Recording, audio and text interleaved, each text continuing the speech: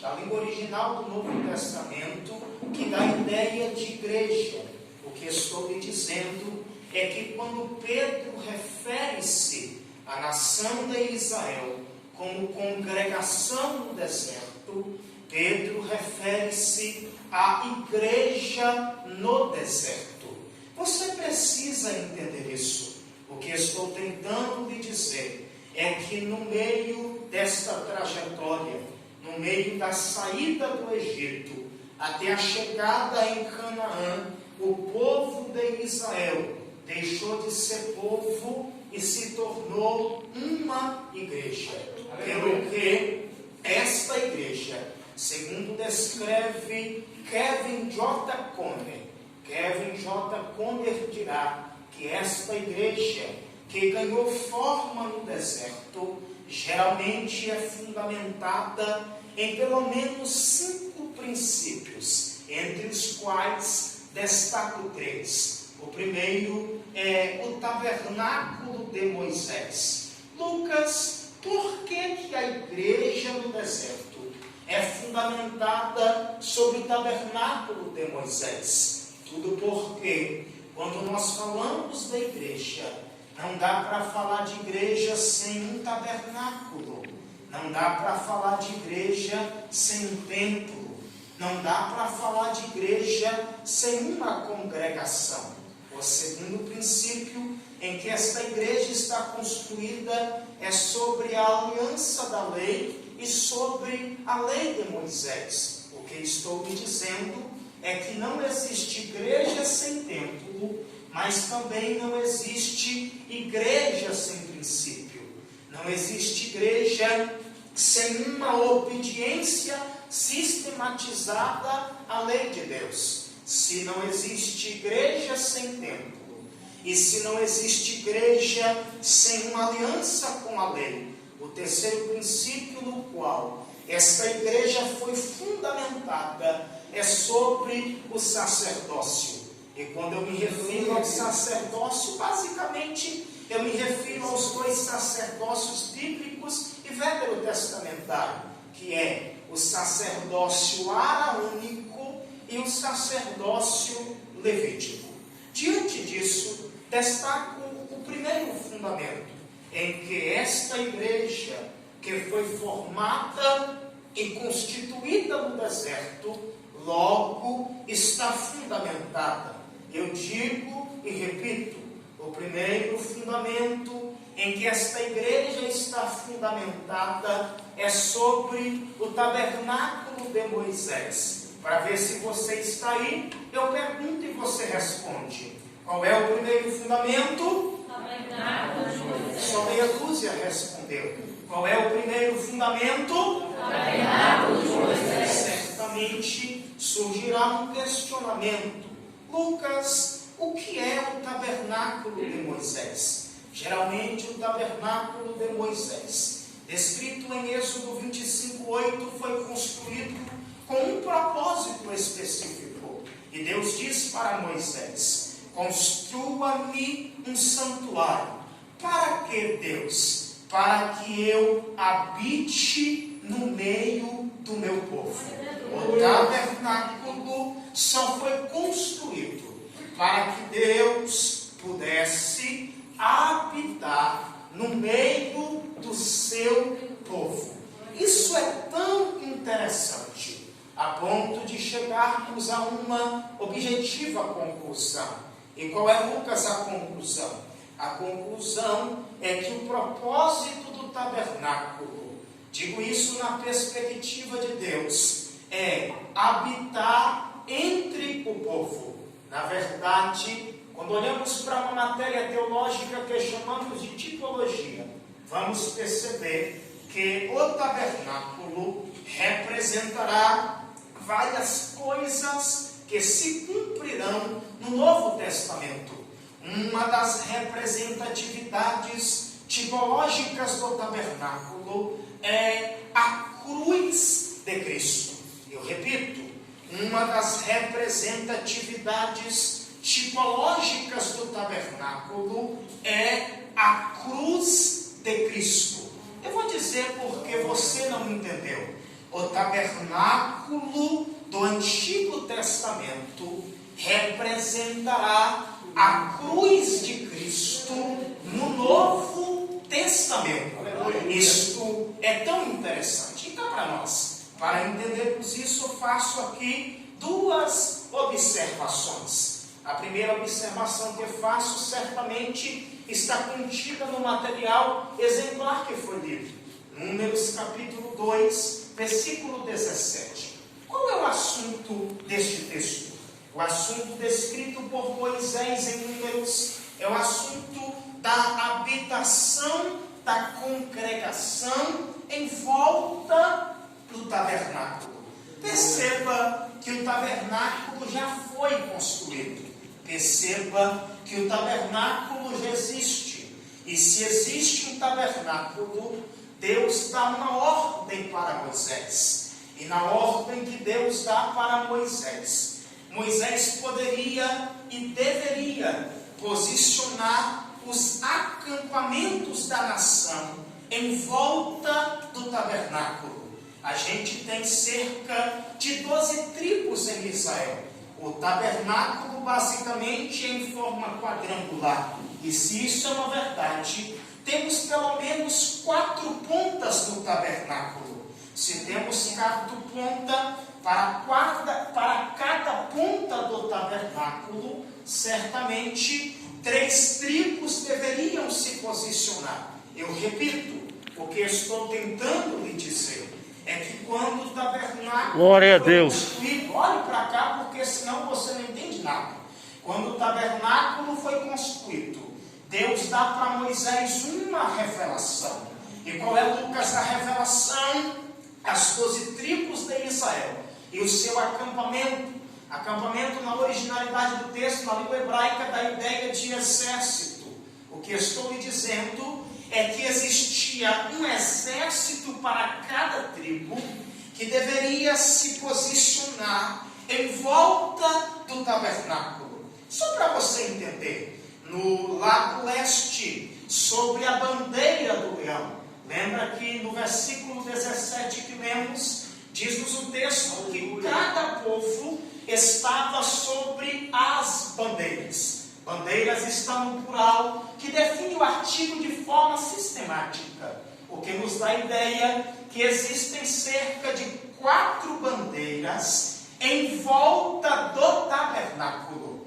E cada uma destas 4 bandeiras tem fixada nelas um rosto. Por exemplo, nós temos em uma bandeira o rosto do leão. Temos em outra bandeira o rosto do boi. Temos em outra bandeira o rosto da águia. E em outra bandeira o rosto de um homem. Na verdade, Ezequiel tem uma visão. No capítulo 1 do seu livro, e Ezequiel, na sua visão, vê um animal que tinha 4 cabeças. Uma cabeça era de homem, outra cabeça era de leão, outra cabeça era de boi e a outra cabeça era de águia. João, em Apocalipse capítulo 4, tem a mesma visão. E João vê um animal que tem 4 cabeças, uma de leão, outra de águia, outra de boi, outra de homem. Na verdade, é uma revelação tipológica das perspectivas dos evangelistas, pois Mateus, Marcos, Lucas e João, ao descreverem sobre o ministério de Cristo, vão apresentar Cristo em formas diferentes. Mateus apresenta Cristo na figura de um leão, Marcos na figura de um boi, Lucas na figura de um homem e João na figura de uma águia, o que descreverá Charles Swindoll. E Swindoll diz que quando Mateus apresenta Cristo na figura de um leão, Mateus está apresentando a realeza de Cristo. Quando Marcos apresenta Cristo na figura de um boi, Marcos está apresentando a servidão de Cristo. Quando Lucas apresenta Cristo na figura de um homem, Lucas está apresentando a humanidade de Cristo. Mas quando João apresenta Cristo na figura de uma águia, João está apresentando a divindade de Cristo. Isso é tão interessante, a ponto de que em cada bandeira estava uma perspectiva futura que teríamos da pessoa de Cristo. Isto, amigo Guti, é tão interessante, porque ao leste do tabernáculo, olhe para cá, sobre a bandeira do leão, estavam as tribos de Judá, Isacar e Zebulon. A oeste do tabernáculo, sobre a bandeira do boi, estavam as tribos de Efraim, Manassés e Benjamim. Ao norte do tabernáculo, sobre a bandeira da águia, estavam as tribos de Dan, Aser e Naphtali. E ao sul do tabernáculo, sobre a bandeira do homem, estavam as tribos de Ruben, Gade e Simeão. Quando olhamos para o posicionamento das tribos, em cima de cada bandeira, digo isso em uma perspectiva de Deus, vamos perceber que temos o formato de uma cruz, no norte, no sul, no leste e no oeste. Nesta observação, destacamos um ponto interessante. Lucas, que ponto é esse? O ponto de que o acampamento em volta do tabernáculo apontará para a cruz de Cristo. Isto não só é uma revelação, como é uma verdade incontestável. Pois agora faço a segunda observação. E a segunda observação está contida em Êxodo 40. Lucas, o que temos em Êxodo 40? Deus dá uma ordem para Moisés, Êxodo 25. Do 25 ao 40, Moisés está construindo um tabernáculo. No 40, Deus está mostrando para Moisés como os utensílios dos tabernáculos ou do tabernáculo deveria ser posicionado. Basicamente, quando falamos de tabernáculo, percebemos que o tabernáculo nada mais é do que a sombra do tabernáculo celestial. O que é o tabernáculo celestial? Segundo o autor sacro de Hebreus, o tabernáculo celestial contém-se em primeiro céu, segundo céu e terceiro céu.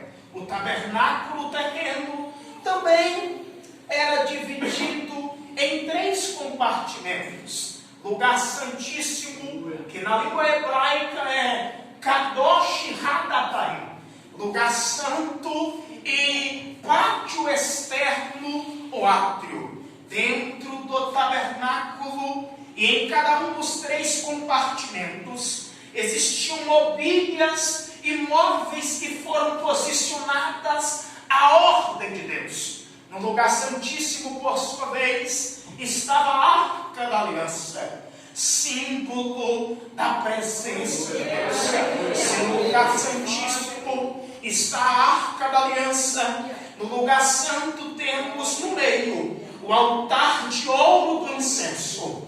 Na esquerda, ou melhor, na direita, a mesa dos pães da preposição ou da presença. Na esquerda, temos o candelabro de ouro. E no pátio externo, nós temos o altar de bronze e a bacia de bronze.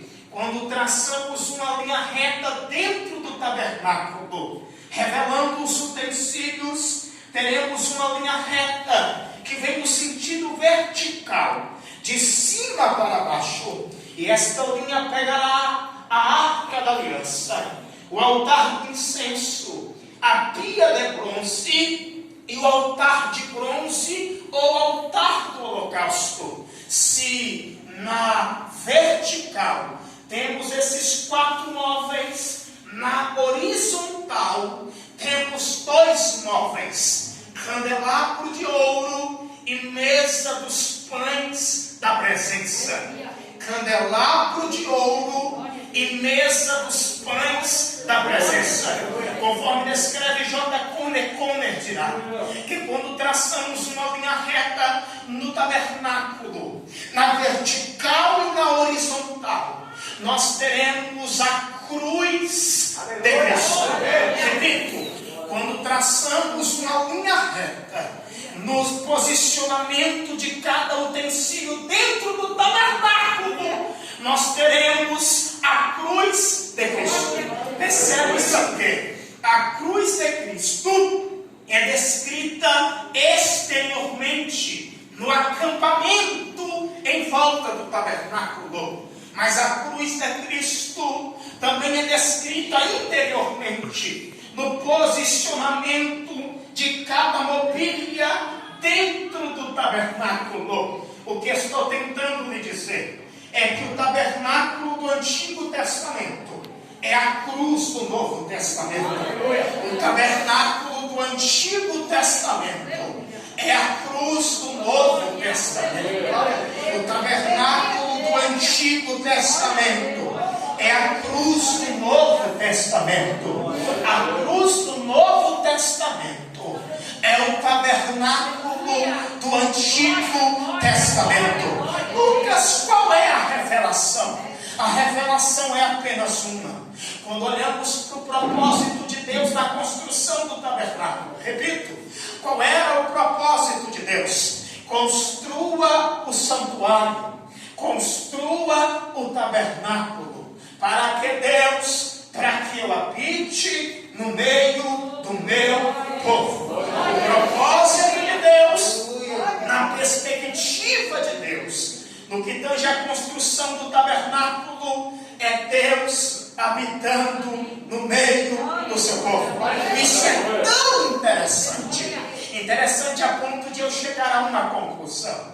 E a conclusão que eu chego aqui na perspectiva de Deus: o tabernáculo foi feito para Deus habitar entre o povo, mas na perspectiva de um judeu, o tabernáculo é símbolo de aproximação de Deus. O que estou tentando lhe dizer é que se você chegar em Israel e perguntar basicamente para qualquer rabino o que os tabernáculos significa e representa para ele, esse rabino vai dizer: o tabernáculo não tem outra representatividade a não ser a aproximação de Deus. Eu vou jogar esse pão porque você não entendeu. Para um rabino, o tabernáculo só tem um significado: me aproximar dele. Para um rabino não existe outro significado. O que é o tabernáculo para você? O tabernáculo é eu atravessar o átrio. O tabernáculo é eu atravessar o lugar santo. O tabernáculo é eu chegar dentro do lugar santíssimo, ou do Kadosh Hadatarim. E o que é que eu vou fazer lá dentro? Lá tem a Arca da Aliança. O que é que está em cima da Arca da Aliança? Tampa do propiciatório. O que é a tampa do propiciatório? É o trono da manifestação de Deus. O que ele está dizendo? Eu estou tentando lhe dizer que Deus se manifestava em cima da Arca da Aliança, dentro do Santo dos Santos. Que se você no Antigo Testamento quisesse o teu encontro com Deus, tu teria que passar pelo átrio, pelo lugar santo, e chegar no lugar santíssimo. No Antigo Testamento é assim, mas no Novo Testamento é através da cruz. É através da cruz. O que eu estou tentando lhe dizer é que se no Antigo Testamento eu quisesse me aproximar do Deus dos céus e da terra, só tinha um caminho. E qual é, Lucas, o caminho? Passa pelo átrio. Qual é, Lucas, o caminho? Passa pelo lugar santo. Qual é, Lucas, o caminho? Entra dentro do Kadosh Hadatarim, ou do lugar santíssimo. Mas e o Novo Testamento como é?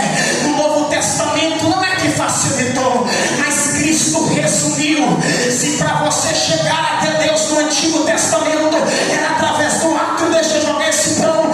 A partir do Novo Testamento só tem um caminho, e é através da cruz. É através da cruz.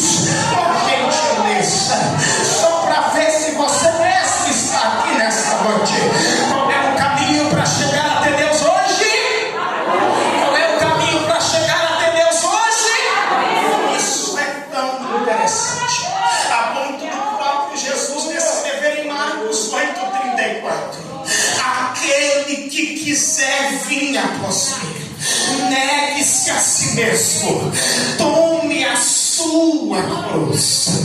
Tome a sua. Tome a sua.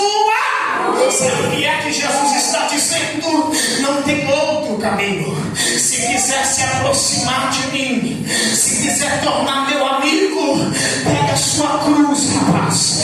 Só dá para chegar perto dele. Só dá para ser amigo dele se for por meio da cruz. Paulo entendeu isso, a ponto de Paulo escrever em Efésios capítulo 2, versículo 16. E Paulo vai dizer: e pela cruz,